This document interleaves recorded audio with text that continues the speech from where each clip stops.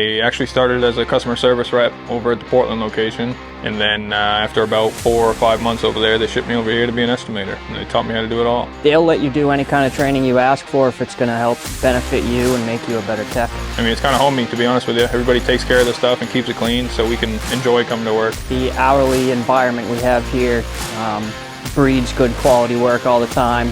Everybody helps each other. It's not like there's any rush. I mean, there is a rush. Obviously, we want to get stuff out the door, but if somebody needs help hanging a bumper or putting the hood on or putting the lift gate on, there's always somebody there to help them. We want to make sure you're learning things the right way and learning how to do things so you can be efficient down the road. Equipment and facility-wise, I've never had a better experience. Everything's top of the line, and we stay up to date on our certifications as far as the lift goes. If anything breaks, we replace it. If anything needs service, we service it. It's definitely a family attitude. Everybody loves to joke around. Everybody helps each other. Everybody pulls on the rope. This is definitely a place where I could see myself ending up for the rest of my life, for sure.